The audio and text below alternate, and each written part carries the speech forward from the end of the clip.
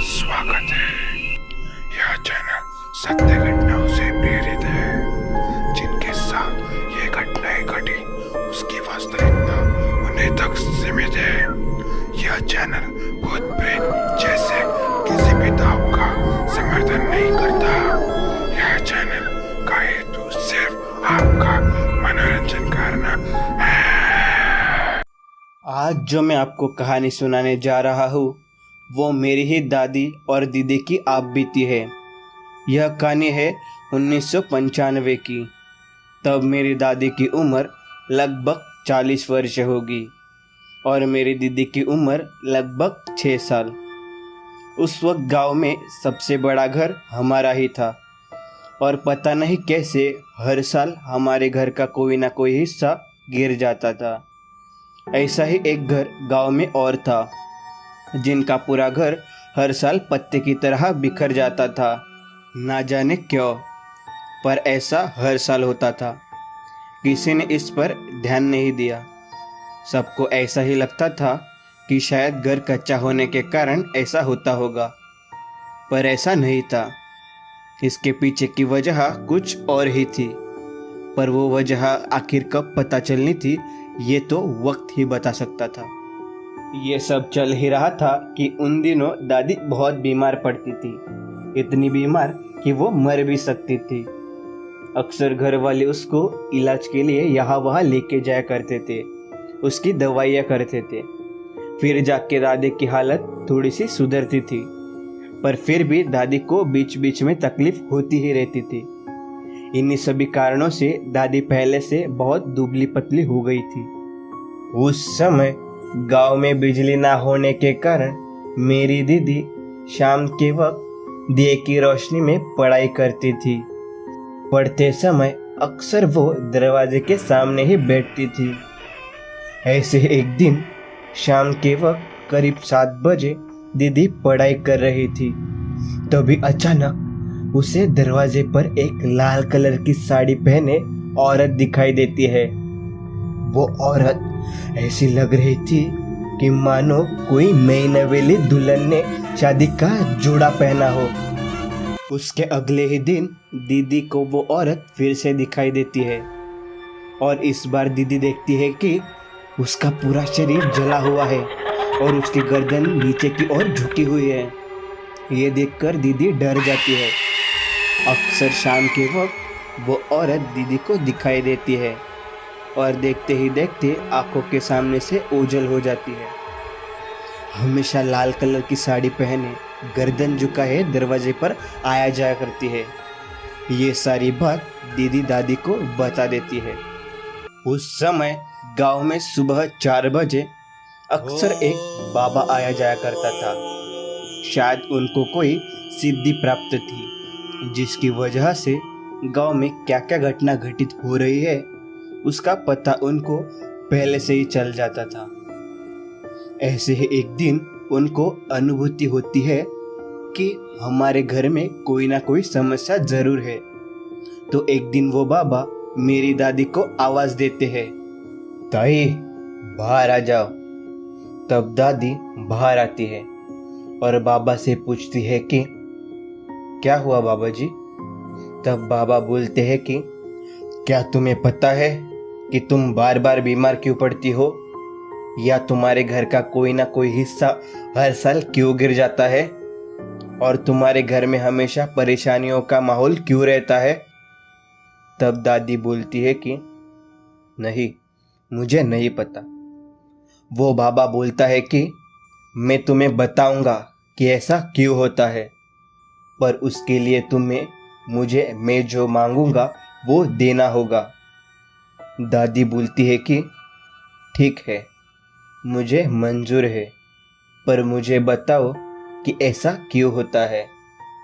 बाबा बोलता है कि ये सारी बातें मैं तुम्हें दरवाजे पर नहीं बता सकता। उसके लिए हमें घर के अंदर जाना होगा, क्योंकि बाबा को पता था एक औरत इसी दरवाजे पर आया जाया करती है। तब मेरी दादी, दीदी और बाबा घर के अंदर चले जाते हैं और वहाँ वो बाबा उनको बताता है कि तुम्हारे घर के बाहर जो चूल्हा है उसके अंदर किसी ने एक मरे हुए औरत का हाथ दफन करके रखा है, और जिसने भी ऐसा किया वो इसी गांव की है। उसने वो हाथ स्मशान से लाकर उस पर काला जादू करके तुम्हारे चूल्हे में दफन किया है, और ऐसा इसलिए किया कि वो नहीं चाहती तुम्हारा घर कभी आबाद हो, क्योंकि उस समय पूरे गांव में सबसे बड़ा घर हमारा ही था। हमारे 4 किराएदार थे, और ये सब होने से पहले सब कुछ मंगलमय था। इन्हीं सभी कारणों से गांव के बहुत सारे लोग जलते थे, और जिसने भी ऐसा किया था वो उनमें से ही एक थी। और ये सब करना उसके लिए बहुत ही आसान था, क्योंकि तब गांव में सबके चूल्हे घर के बाहर ही होते थे। फिर दादी ने बाबा से पूछा कि मेरी बच्ची को वो औरत बार बार क्यों दिखाई देती है। तब बाबा ने बोला कि इसी वो दिखाई देगी ही, क्योंकि वो अभी बच्ची है, और बच्चों को ये सारी चीज़ें अपनी ओर जल्दी आकर्षित करती है, और ऊपर से तुम्हारे बच्ची का मनुष्य गण है। ऐसा कहा जाता है कि जिसकी भी राशि में मनुष्य गण होता है उनको ये सारी चीज़ें दिखाई देती है। क्या आपकी राशि में मनुष्य गण है? अगर है तो क्या आपको भी ये सारी चीज़ें दिखाई देती है? अगर हाँ तो कमेंट करके या फिर हमें इंस्टाग्राम पर फॉलो करके अपनी कहानी ज़रूर बताइए। तो फिर कहानी में आगे क्या होता है, चलो जान लेते हैं। तब बाबा ने मेरे दादी से पूछा कि क्या तुम्हें ये सब निकालना है? दादी बोली, हाँ, हमें इन सभी चीज़ों से छुटकारा चाहिए। फिर बाबा ने उपाय बताया, तुम्हें रात को 2 बजे स्मशान जाके किसी मरे हुए व्यक्ति की राख और थोड़ी सी हड्डियां लानी होगी, क्योंकि एक मरा हुआ इंसान ही दूसरे मरे हुए इंसान को उनकी दुनिया में ले जा सकता है। और वहां जाते वक्त पीछे मुड़कर बिल्कुल नहीं देखना, क्योंकि ये सब करते वक्त तुम्हें डराने की हर मुमकिन कोशिश की जाएगी, पर तुम्हें डरना नहीं है, और अपना काम करके सीधे घर आ जाना है। क्या तुम ये सब कर पाओगी? दादी बोलती है, हाँ, मैं मेरे परिवार के लिए कुछ भी कर सकती हूँ। उसके दूसरे ही दिन दादी रात के लगभग 1 बजे भगवान की पूजा करके स्मशान जाने के लिए घर से निकलती है। दादी मोहल्ले के आधे तक भी नहीं पहुंचती कि उसे मेरे दादाजी की आवाज़ में कोई बुलाता है, जबकि मेरे दादाजी को मरे हुए वर्ष हो गए थे। पर दादी को पहले से ही बाबा ने आगाह किया था कि ये सब हो सकता है, इसलिए दादी बिना डरे आगे बढ़ती है।